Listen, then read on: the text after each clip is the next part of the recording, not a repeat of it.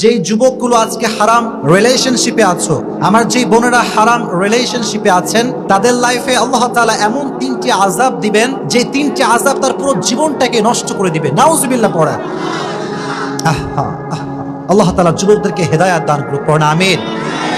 যদি কোনো যুবক একদম কান খাড়া করে শুনবে, তোমরা যারা হারাম রিলেশনশিপে আছো, ফার্স্ট তোমার লাইফে যে আযাবটা আসবে শোনো। প্রেমটা কি হালাল না হারাম? বিয়ের পূর্বে প্রেমটা হালাল না হারাম? তাহলে আমরা যখন হারাম রিলেশন করছি, আমরা কি আল্লাহর পক্ষে কাজ করছি না বিপক্ষে কাজ করছি? দেখো, তুমি যদি কোনো মেয়ের সঙ্গে হারাম রিলেশন করো, আর যদি আল্লাহ তাআলা তোমাকে তার নসিবে লিখে না রাখেন, তাকে তোমার নসিবে যদি আল্লাহ না লিখে রাখেন, আর যদি এটা ব্রেকআপের পর্যায়ে চলে যায়, যুবক, তোমার এই আলোময় জীবনে, তোমার এই সুন্দর জীবনে এমন এক কালো ঘন অন্ধকারচ্ছন্ন আমাবস্যার রাত আসবে যা সুবহে সাদেক অসম্ভব হয়ে যাবে। তুমি ধ্বংসত্বের অতল গহ্বরে হারিয়ে যাবা, সুইসাইডও করতে পারো। কি যুবকরা সুইসাইড করে না আজকাল?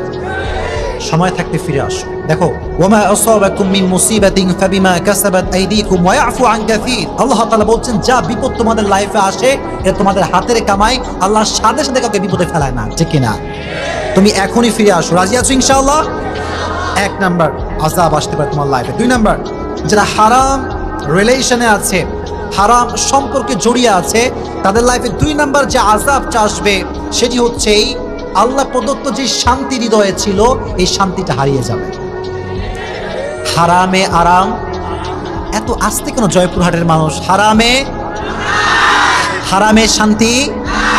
দিন শেষে যেই ছেলেটা গাঁজাখোর, মদখোর, সিগারেট টানে, বিড়ি টানে, দিন শেষে কিন্তু সে অস্থিরতায় ভোগে, পাগলের মতো অস্থির হয়ে যায়। আল্লাহর থেকে যে দূরে, সে দুনিয়ার সমস্ত শান্তির থেকে দূরে, ঠিক কিনা বলেন? এজন্য আল্লাহর প্রদত্ত শান্তি যদি পেতে চাও, আজকে পরিপূর্ণ হারাম রিলেশন থেকে ফিরে আসবা। পারা যাবে ইনশাআল্লাহ? তাহলে 1 নাম্বার আযাব ব্রেকআপ হলে পাগল হয়ে যাবা। 2 নাম্বার আযাব হচ্ছে মনের যেই প্রশান্তি, মনের যেই সুকুন, যে রাহাত, এটা হারায় যাবে। এজন্য কখনো হারাম রিলেশনশিপ করা যাবে। লাস্ট এটা বলে আমি তাফসীর শুরু করব ইনশাআল্লাহ।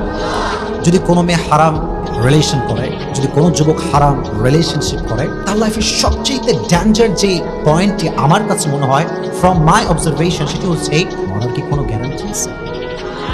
জয়পুরহাটের মানুষ আসতে কেন? Do you have any guarantee? এখন যে আসছেন, বাসায় যে জীবিত ফিরে যাবেন, do you have any guarantee?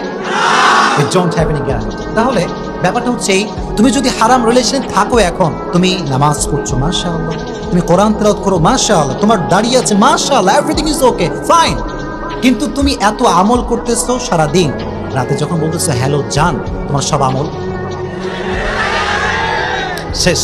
এখন তুমি যদি মারা যাও এই অবস্থায়, সারা জীবন এত আমল করেছো, তেলাওয়াত করেছো, সাদকা করেছো, দান করেছো, যখন মারা যাবা, আল্লাহর সামনে যখন দাঁড়াবা, দেখবা যে আমল নামা में कुछ भी नहीं है। ये कहाँ गया? वो जो तुमने हराम रिलेशनशिप किया, ये सब कुछ खत्म हो गया। এজন্য কিয়ামতের ময়দানে আমলের দরকার আছে না নাই? যদি কিয়ামতের দিন আমল নিয়ে দাঁড়াতে চাও, আজ থেকে you have to break up your relationship। পারা যাবে ইনশাআল্লাহ? আল্লাহ প্রত্যেকটা যুবককে স্ট্রংলি নিয়ত করার তৌফিক দান করুক, পড়া আমিন।